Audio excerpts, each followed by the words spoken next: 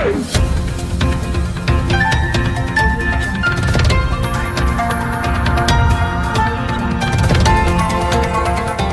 देख रहे हैं मगरा न्यूज राजस्थान, खबरें सबसे तेज। एक मार्च से सरकारी अस्पतालों में 60 साल से अधिक उम्र वाले लोगों को लगेगा कोरोना का टीका। प्राइवेट अस्पतालों में देना होगा पैसा। 1 मार्च से देश में 10,000 सरकारी केंद्रों और 20,000 से ज्यादा प्राइवेट केंद्रों पर 60 साल से ज्यादा उम्र वाले लोगों को कोरोना की वैक्सीन दी जाएगी। वैक्सीनेशन के दूसरे फेज में 45 साल से ऊपर वाले वैसे लोगों को भी टीका लगाया जाएगा जिनमें यहाँ पर जो कोई यहाँ पर गंभीर बीमारी से ग्रसित है। वही केंद्र सरकार ने इसकी घोषणा करते हुए ये साफ किया है कि 60 साल से ज्यादा उम्र वाले लोगों को सरकारी अस्पतालों में टीकाकरण मुक्त होगा, जबकि प्राइवेट सेंटर और अस्पतालों में कोरोना की वैक्सीन के लिए यहाँ पर पैसे चुकाने होंगे। वही केंद्रीय मंत्री प्रकाश जावड़ेकर ने फैसले की जानकारी देते हुए कहा है कि अब तक देश में टीकाकरण कार्यक्रम के तहत 1 करोड़ 21 लाख से ज्यादा लोगों को कोरोना का टीकाकरण हो चुका है, जबकि 14 लाख से ज्यादा लोगों को कोरोना की वैक्सीन दूसरी यहाँ पर लगाई जा चुकी है। वही यहाँ पर केंद्रीय मंत्री प्रकाश जावड़ेकर ने कहा है कि टोटल 1 करोड़ 21 लाख लोगों को कोरोना का टीका लगाया जा चुका है। वही केंद्रीय मंत्री ने कहा है कि जो लोग प्राइवेट अस्पतालों में वैक्सीन लगवाना चाहते हैं उन्हें पैसे चुकाने होंगे। जावड़ेकर ने कहा है कि स्वास्थ्य मंत्रालय अगले 2-3 दिनों में कोरोना वैक्सीन की कीमत तय कर देगा। मंत्रालय इस वक्त कोरोना वैक्सीन निर्माताओं और अस्पतालों से चर्चा यहाँ पर कर रहा है। जावड़ेकर ने कहा है कि 1 मार्च से शुरू हो रहे टीकाकरण में 10,000 सरकारी और 20,000 प्राइवेट टीकाकरण सेंटर में टीकाकरण करवाया जाएगा, मतलब इनमें टीकाकरण किया जाएगा। वही सरकारी केंद्रों में मुफ्त टीके लगाए जाएंगे। वही इससे पहले केंद्र सरकार ने मंगलवार को कहा था कि आने वाले दिनों में कोरोना वायरस संक्रमण के खिलाफ टीकाकरण की गति को बढ़ाने के लिए निजी अस्पतालों का उपयोग किया जाएगा। वही पत्रकार सम्मेलन में एक सवाल के जवाब देते हुए केंद्रीय सचिव राजेश भूषण ने कहा है कि देश भर में 10,000 अस्पतालों में कोविड-19 टीकाकरण किया जा रहा है, इनमें से 2,000 निजी अस्पताल है। रेलवे ने यात्रियों को दी है बड़ी राहत, अब स्टेशन पर मिलेगा कंबल और चादर, चुकाने होंगे इतने पैसे।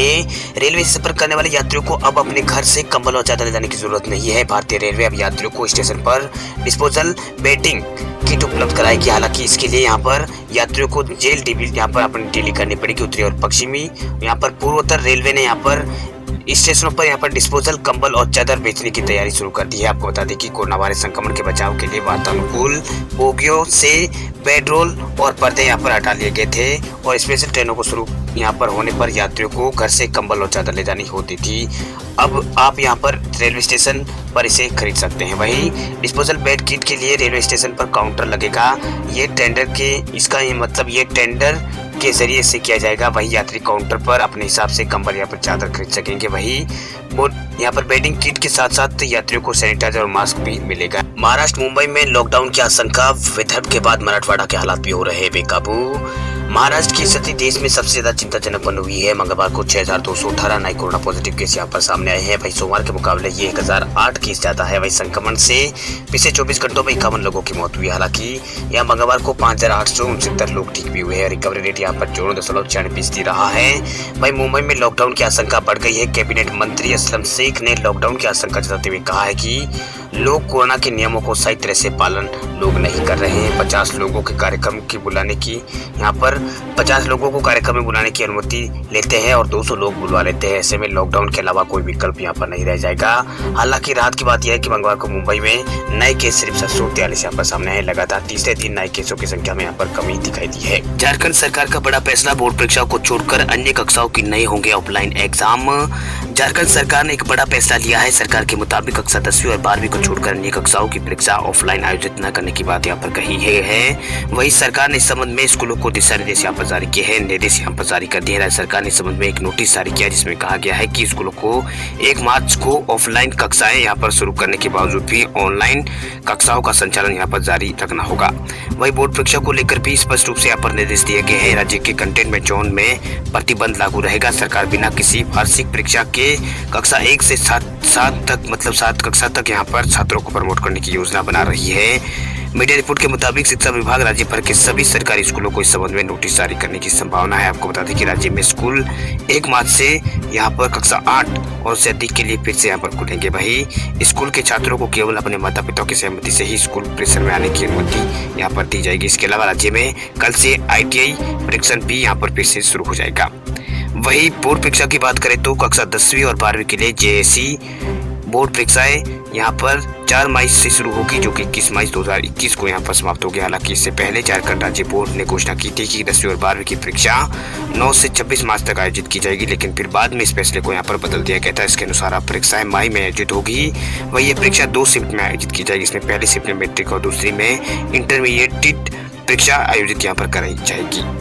महाराष्ट्र में कोरोना के साथ बढ़ रहे बर्ड फ्लू के भी मामले, पालघर में सभी पोल्ट्री फार्म करवाए गए हैं बंद। पूरे देश में कोरोना वायरस के मामले रोजाना धीरे धीरे यहाँ पर बढ़ रहे हैं, लेकिन महाराष्ट्र में तो सबसे ज्यादा कोरोना के मामले आ रहे हैं। महाराष्ट्र सबसे ज्यादा कोरोना से प्रभावित राज्य है। वही राज्य में कोरोना के बढ़ते मामलों की वजह से कई जिलों में यहाँ पर लॉकडाउन का ऐलान कर दिया गया है। वही कोरोना से लड़ाई अभी जारी ही थी कि राज्य में बर्ड फ्लू ने भी यहाँ पर दस्तक दे दी। इसी वजह से पालघर में बड़ी संख्या में मुर्गा और मुर्गियों की यहाँ पर मौत हुई। इस मामले को गंभीरता से लेते हुए प्रशासन ने जिले में चिकन बिक्री पर अस्थायी से यहाँ पर रोक लगा दी है। साथ ही यहाँ पर सभी को इस वायरस के प्रति यहाँ पर जागरूक किया जा रहा है। वह जानकारी के मुताबिक पालघर के अंदर यहाँ पर 45 मुर्गियों में यहाँ पर ये पॉजिटिव मामले पाए गए हैं। इसके बाद यहाँ पर प्रशासन भी एक्शन में आया है। साथ ही यहाँ पर जिले के सभी पोल्ट्री फार्म और चिकन शॉप को अगले 21 दिनों तक बंद यहाँ पर करने का आदेश दिया है। वही जिन इलाकों में बर्ड फ्लू के मामले मिले हैं वहाँ के लोगों की स्क्रीनिंग की जा रही है। इसके अलावा लोगों को इसकी बचाव के लिए यहाँ पर तरीके भी बताए जा रहे हैं।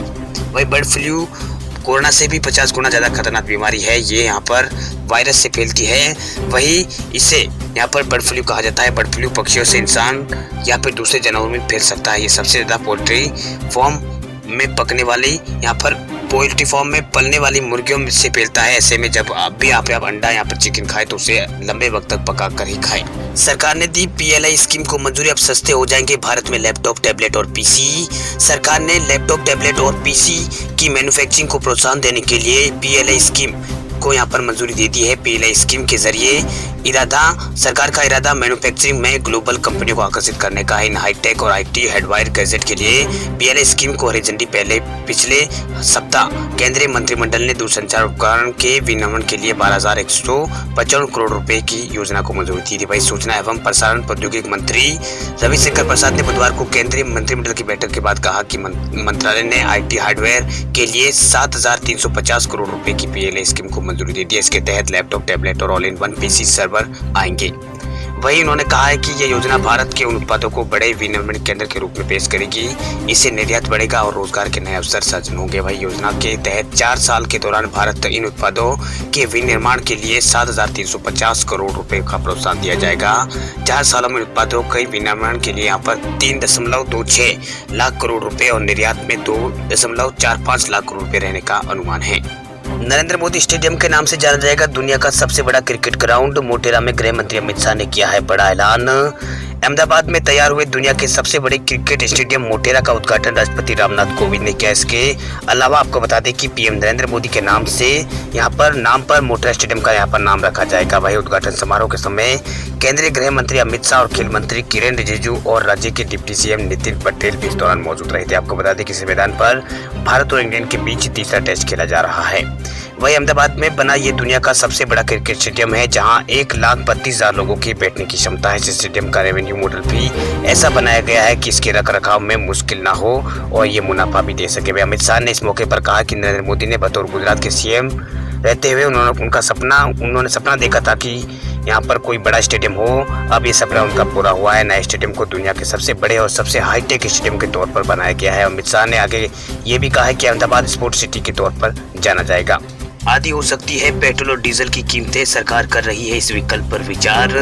पेट्रोल डीजल की कीमतें आसमान छू रही है। यदि केंद्र सरकार पेट्रोलियम उत्पादों को GST के दायरे में ले आए तो आम आदमी को राहत मिल सकती है। वित्त मंत्री निर्मला सीतारमण और पेट्रोलियम मंत्री धर्मेंद्र प्रधान ने इसके संकेत भी दिए हैं। GST की उच्च दर भी पेट्रोल डीजल को इसमें रखा जाए तो मौजूदा कीमतें घटकर आधी रह सकती है। वर्तमान में पेट्रोल और डीजल पर केंद्र सरकार उत्पाद शुल्क और राज्य वेट यहाँ पर वसूलते हैं। वही इन दोनों दरों में ये दोनों दर इतनी ज्यादा है कि 35 रुपए का पेट्रोल विभिन्न राज्यों में 90 से 100 रुपए प्रति लीटर पहुंच रहा है। वही 23 फरवरी को दिल्ली में पेट्रोल की कीमत 90 रुपए और 93 पैसे प्रति लीटर और डीजल की 81 रुपए और 32 पैसे प्रति लीटर थी। इस पर केंद्र सरकार ने क्रमांक यहाँ पर 32 रुपये प्रति लीटर और 31 रुपये 83 पैसे प्रति लीटर का उत्पाद शुल्क लगाया है। ये तब जबकि देश में जीएसटी लागू है। वही जीएसटी को 1 जुलाई 2017 से पेश किया गया था। तब राज्यों की उच्च निर्भरता के कारण पेट्रोल और डीजल को इससे बाहर रखा गया था। अब निर्मला सीतारमण ने ईंधन की कीमतों को नीचे लाने के लिए केंद्र और राज्य सरकारों के बीच एक संयुक्त सहयोग का आह्वान किया है। बात करें देश भर के कोरोना अपडेट की तो देश में कोरोना संक्रमितों की संख्या फिर बढ़ी। अब तक 1.25 लाख से ज्यादा लोगों को लग चुकी है कोरोना की वैक्सीन। कोरोना संक्रमितों की संख्या में एक दिन की गिरावट के बाद संख्या फिर से बढ़ी है। पिछले 24 घंटों में 13,742 नए कोरोना के केस भारत में सामने आए हैं। वही 104 लोगों के इस दौरान 24 घंटों में मौत दर्ज की हुई है। वही बीते दिन 14,037 लोग कोरोना से ठीक भी हुए। अच्छी बात यह है कि बीते दिन कुछ राज्यों में कोरोना के कारण एक भी मौत नहीं हुई है। मतलब कुछ राज्य ऐसे हैं जहाँ पर पिछले 24 घंटों में कोरोना के कारण किसी व्यक्ति की मौत नहीं हुई। हालांकि इससे एक दिन पहले 10,584 नए केस सामने आए थे, यानी परसों ये सामने आए थे। वही स्वास्थ्य मंत्रालय की ओर से जारी किए गए ताजा आंकड़ों के अनुसार देश में कुल कोरोना संक्रमितों की संख्या बढ़कर 1,10,30,176 पहुंच गई है। कुल 1,56,000 से अधिक लोगों की कोरोना के कारण मौत हो चुकी है। वही 1,07,26,702 लोग कोरोना को मात देकर ठीक हो चुके हैं। देश में अब एक्टिव केसों की संख्या बढ़कर 1,46,907 हो गए हैं, यानी इतने लोगों का विभिन्न अस्पतालों में इलाज चल रहा है, यानी ये लोग फिलहाल कोरोना पॉजिटिव है। वही महाराष्ट्र में मंगलवार को कोरोना वायरस के 6,000 से अधिक नए मामलों की पुष्टि हुई है, जबकि 51 संक्रमितों की मौत हुई है। अंकोला मंडल में यहाँ पर कोरोना का सबसे ज्यादा कहर देखा जा रहा है। वही स्वास्थ्य विभाग ने बताया है कि पिछले 24 घंटों में महाराष्ट्र में 5,010 मामले यहाँ पर सामने आए थे परसों।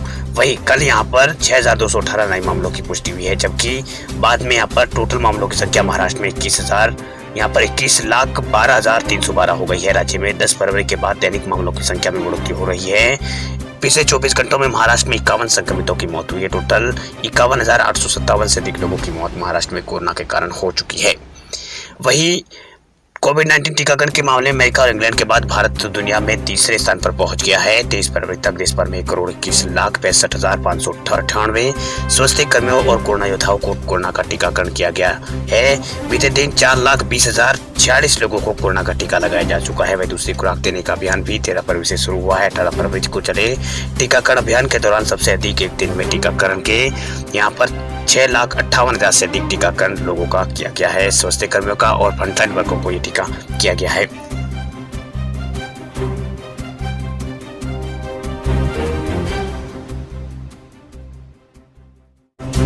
खबरों की दुनिया में आइए हमारे साथ कहीं भी और कभी भी जुड़िए। हम मिलेंगे फेसबुक पर, हम दिखेंगे यूट्यूब पर, हमें फॉलो कीजिए ट्विटर पर। देश प्रदेश की ताजा तरीन खबरों के लिए मगरा न्यूज राजस्थान के यूट्यूब चैनल को सब्सक्राइब कीजिए और साथ में घंटी का निशान दबाइए।